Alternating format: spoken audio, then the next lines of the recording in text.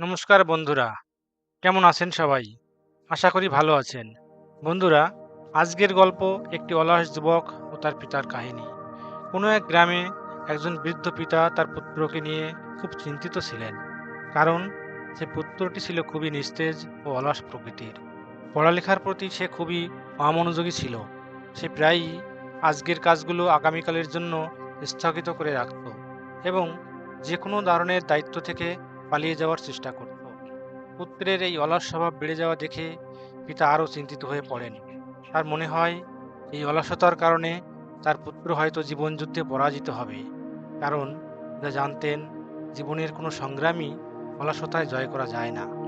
আর একজন অলস ব্যক্তি কোনো কাজ না করেই ফল পাওয়ার কথা চিন্তা করে। সে দ্রুত সিদ্ধান্ত গ্রহণে সক্ষম হয় না এবং গ্রহণ করলেও তা বাস্তবায়ন করতে সক্ষম হয় না। এমন ব্যক্তি তার পারিপার্শ্বিক অবস্থা সম্পর্কেও সচেতন নয়, বা তার পারিপার্শ্বিক পরিবেশ বা ভাগ্য দ্বারা প্রদত্ত সুযোগের সদ্ব্যবহার করার ক্ষমতাও নেই। তাই পুত্রের এই অলস স্বভাব দূর করার জন্য পিতা একদিন পুত্রকে নিয়ে একজন সাধু বাবার কাছে গেলেন এবং সাধু বাবাকে তার পুত্রের সমস্ত কথা বলে এর প্রতিকারের উপায় জানতে চাইলেন। সাধু বাবা সেই যুবকটিকে একটি চকচকে শ্বেত পাথর দিয়ে বললেন, আমি তোমাকে এই জাদুকরি পাথর 2 দিনের জন্য দিচ্ছি। কোনো লোহার বস্তুকে এই পাথর দিয়ে স্পর্শ করলে তা সোনায় পরিণত হবে। এই 2 দিনে তুমি যত খুশি সোনা তৈরি করতে পারো। তবে মনে রাখবে যে আমি পরের দিন সূর্যাস্তের পরে তোমার কাছ থেকে এই জাদুকরি পাথরটি ফিরিয়ে নেব। এই সুযোগ পেয়ে যুবকটি খুব খুশি হলো। তবে প্রথম দিন সে কল্পনা করে যে তার জীবন কত সুন্দর হবে যখন তার কাছে প্রচুর সোনা থাকবে। সে কত সুখী, আনন্দিত, সমৃদ্ধ এবং সন্তুষ্ট হবে। তার এত বেশি চাকর থাকবে যে তাকে জল খেতেও উঠতে হবে না। সে পরিকল্পনা করছিল যে যখন তার কাছে প্রচুর সোনা থাকবে তখন সে একটি বিশাল বাড়ি তৈরি করবে, যার সামনে একটি খুব সুন্দর মনোমুগ্ধকর বাগান থাকবে, যেখানে সে প্রতি সন্ধ্যায় হাঁটবে। সে নিজের জন্য একটি খুব সুন্দর ঘোড়ার গাড়ি কিনবে, যার রথ হবে সোনার। তার অনেক দেহরক্ষী ও চাকর থাকবে। এসব ভাবতে ভাবতে সে রাতে ঘুমিয়ে পড়ে। অতঃপর পরদিন সকালে ঘুম থেকে উঠলে তার স্পষ্ট মনে পড়ে যে আজ লোহা থেকে সোনা তৈরির দ্বিতীয় ও শেষ দিন। সে মনে মনে স্থির করল যে আজ সে অবশ্যই সাধু বাবার দেওয়া ঐন্দ্রজালিক পাথরের সদ্ব্যবহার করবে। সে সিদ্ধান্ত নিল যে সে বাজারে যাবে এবং সেখান থেকে বড় বড় লোহার জিনিস কিনে সোনায় রূপান্তর করবে। দিন কেটে গেল, কিন্তু সে ভাবতে থাকলো যে এখনো অনেক সময় আছে, যে কোনো সময় বাজারে গিয়ে মাল নিয়ে আসবে। এরপর সে সিদ্ধান্ত নিল যে দুপুরের খাবার খেয়ে সে জিনিসপত্র আনতে বাইরে যাবে। কিন্তু খাওয়ার পরে তার বিশ্রামের অভ্যাস ছিল এবং খাওয়ার পর বাজারে যাওয়ার পরিবর্তে সে একটু বিশ্রাম করাই ছেড়েও মনে করলো। কিন্তু তার শরীর ছিল অলসতায় ভরা। শীঘ্রই সে গভীর ঘুমে হারিয়ে গেল এবং যখন সে জেগে উঠল তখন সূর্যাস্তের আর দেরি ছিল না। এখন সে দ্রুত বাজারের দিকে ছুটে গেল, কিন্তু পথে সাধু বাবার সাথে দেখা হলে সে ভয় পেয়ে গেল। সাধু বাবা তার কাছে পৌঁছাতেই সে তার পায়ের কাছে পড়ল এবং সেই জাদুকরি পাথরটিকে তার কাছে আরও একদিন রাখার অনুরোধ করল। কিন্তু সাধু বাবা খুব মুচকি হেসে বললেন যে এটি তোমার কাছে আরও 2 দিন রাখলেও কোনো কাজ হবে না, কারণ তুমি একজন অলস লোক, তাই সময়ের কাজ সময়ে করতে পারো না। তুমি তো জানতে এর সাহায্যে তুমি খুব ধনী হতে পারবে। তবুও এই 2 দিনের মধ্যে একবার পরীক্ষা করার চেষ্টা করোনি, শুধু তোমার অলসতার কারণে। এই অলসতা ত্যাগ করো, তাহলে দেখবে সফলতা তোমার হাতের মুঠোয়। তখন আর কোনো ঐন্দ্রজালিক পাথরের প্রয়োজন হবে না। বন্ধুরা, আমরা যদি আমাদের চারপাশে তাকাই তাহলে দেখব প্রায় প্রতিটি মানুষই তার জীবনে কোনো এক সময় অনেক বড় সুযোগ পায়।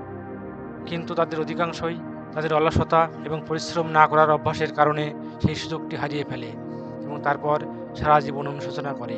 কিন্তু তাদের বেশিরভাগই তাদের ব্যর্থতার জন্য তাদের অলসতা বা কর্মহীনতাকে দায়ী করে না, বরং তাদের পিতামাতা বা তাদের আর্থিক অবস্থা, ভাগ্য, পরিস্থিতি ইত্যাদির উপর দোষারোপ করে তাদের অলসতাকে আড়াল করে। আর পরিশেষে কোনো সাফল্য ও আধ্যাত্মিক সুখ ছাড়াই এই পৃথিবীকে বিদায় জানান। আসুন একটু গভীরভাবে বোঝার চেষ্টা করি কেন আমরা আমাদের কাজ স্থগিত রাখি। বন্ধুরা, আমাদের বেশিরভাগের জীবনই এমন। কোনো সুযোগ পেলেও অলসতার কারণে কিংবা ধৈর্য ও অধ্যবসায়ের অভাবে আমরা সে সুযোগকে হারিয়ে ফেলি। কাজ পিছিয়ে দেওয়া একটা অভ্যাস, আর এই অভ্যাসটা আমরা নিজেরাই তৈরি করি। অভ্যাসটা একটা সুতোর মতো, যার এক একটা মোড়ক খুব সহজেই ভেঙে যায়, কিন্তু একই সুতো অনেকবার পেঁচিয়ে রাখলে সেটা ভাঙা কঠিন হয়ে পড়ে। বন্ধু, আমরা কি কখনো ইউটিউবে একটি কমেডি ভিডিও দেখতে বা আমাদের প্রিয় খাবার খাওয়ার সময় অলস হই?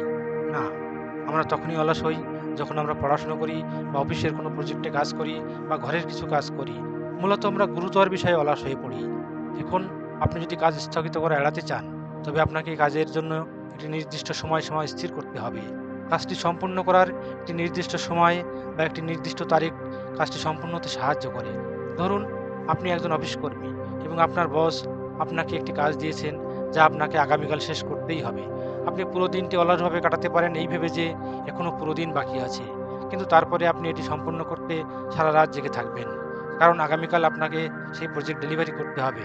কালকের পর আপনার প্রজেক্টের কোনো সুতরাং এখানে কাজটি স্থগিত করা সত্ত্বেও এটি সময় মতো সম্পন্ন হয়েছিল। কারণ এখানে আপনার একটি সময়সীমা ছিল, একটি নির্দিষ্ট সময় ছিল এবং কাজটি সম্পন্ন হয়েছিল। আপনি আপনার দৈনন্দিন জীবনে কাজ করার এই পদ্ধতিটিও অবলম্বন করতে পারেন যে আমাকে এই কাজটি আগামী ১ ঘন্টা বা ১ দিনের মধ্যে শেষ করতে হবে। কাজটি পিছিয়ে না দেওয়ার জন্য এটি একটি খুব ভালো উপায়।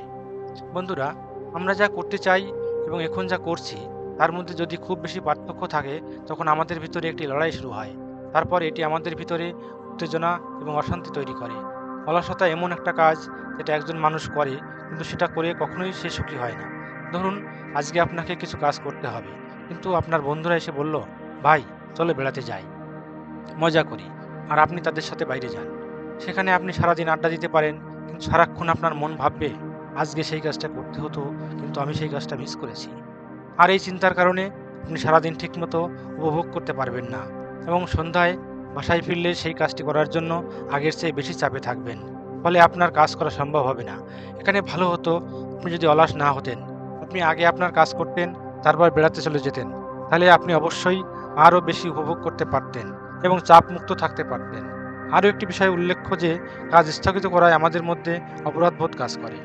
প্রশ্ন হতে পারে, আমরা যখন কাজ স্থগিত করে সুখ পাই না, তাহলে কাজ স্থগিত করি কেন? এর পেছনে ৫টি বড় কারণ রয়েছে। প্রথমত, যে কাজটি করতে হবে সেই কাজের ফল পাওয়ার সম্ভাবনা যদি খুব কম হয়, তাহলে আমরা সেই কাজটি স্থগিত রাখার চেষ্টা করি।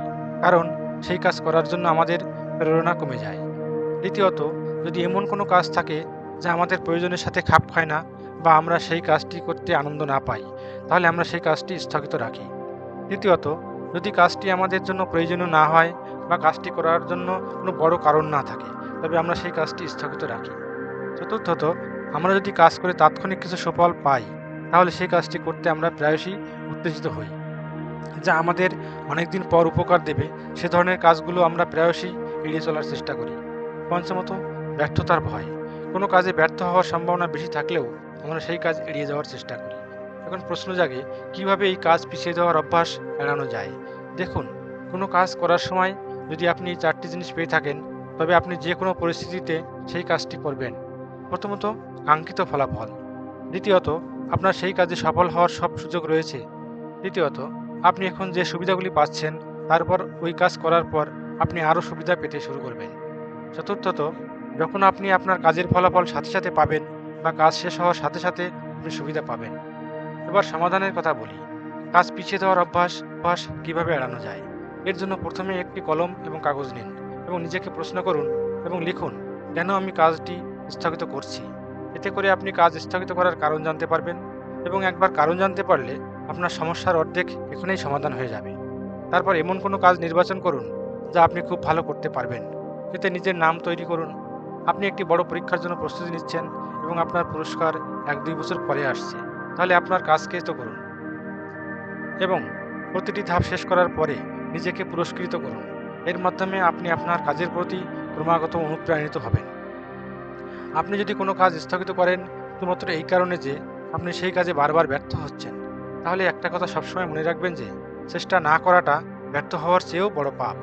কারণ আজ যদি চেষ্টা না করেন, তাহলে সারা জীবন আফসোস করবেন যে ইস, যদি একবার চেষ্টা করতাম।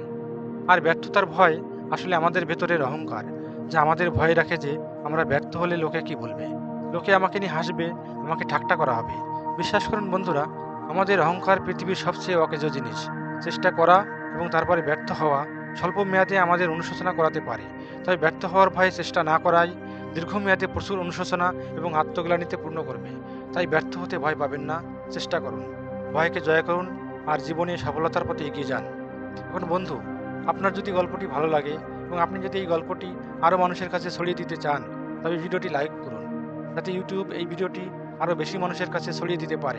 এবং চ্যানেলটি সাবস্ক্রাইব করুন, যাতে করে আমি পরের বার একই ধরনের গল্প আপলোড করলে তার নোটিফিকেশন সঙ্গে সঙ্গে পেতে পারেন। তো বন্ধুরা, আজ এই পর্যন্তই। দেখা হবে পরের ভিডিওতে। ততক্ষণ পর্যন্ত ভালো থাকুন, সুস্থ থাকুন। ধন্যবাদ।